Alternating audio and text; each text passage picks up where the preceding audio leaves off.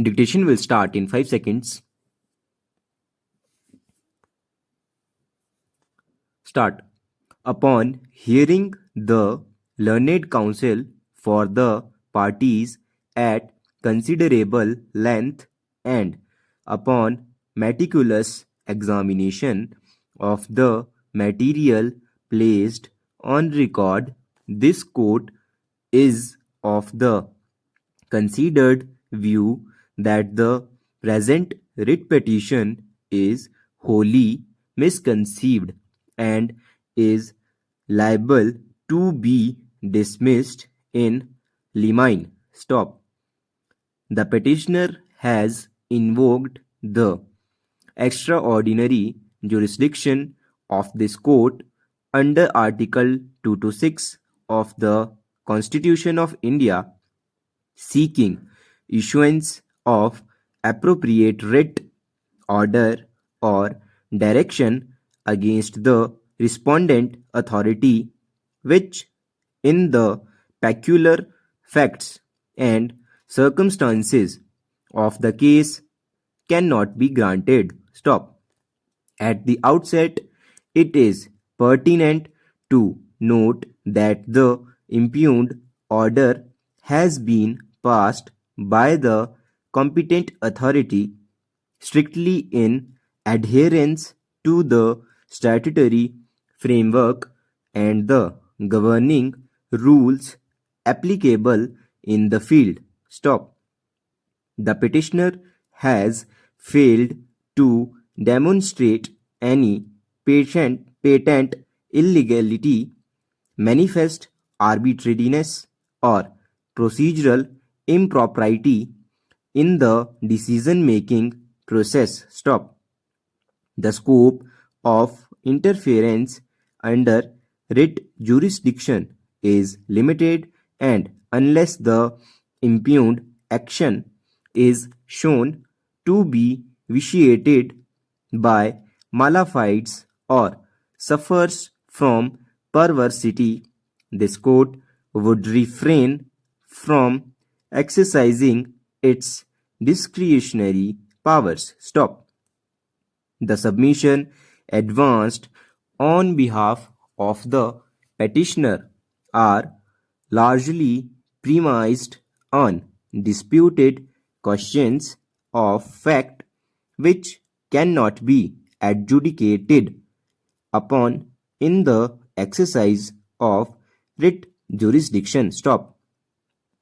It is well settled that this court does not function as a court of appeal to reappreciate evidence or to substitute its own opinion for that of the authority competent to take a decision. Stop. The reliance placed by the petitioner on selective portions of the record is misplaced and does not advance the case in any meaningful manner. Stop. Furthermore, the petitioner has not approached this court with clean hands. Stop. Material facts which have a direct bearing on the adjudication of the present controversy have been conventionally suppressed. Stop. Such conduct disentitles the petitioner from claiming any equitable relief. Stop. It is a settled principle that a litigant who seeks equity must do equity and must come before the court with utmost candor and bona fides. Stop.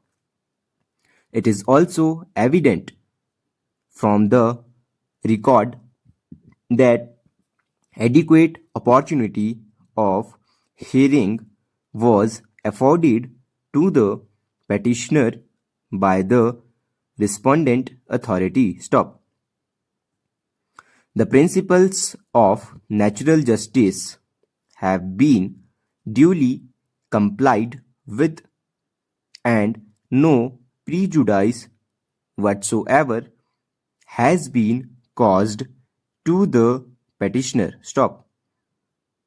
The impugned order reflects due application of mind and cogent reasons have been assigned in support of the conclusions arrived at therein. Stop.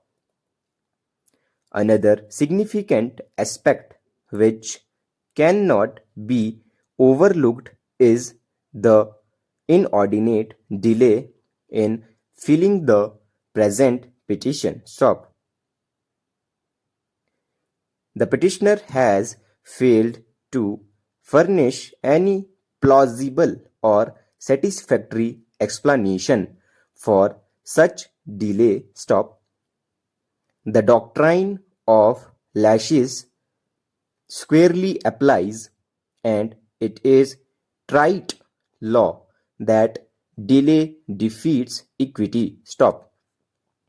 Entertaining such belated petitions would unsettle settled positions and cause administrative inconvenience. Stop. In view of the aforesaid discussion, this court finds no merit in the present petition. Stop.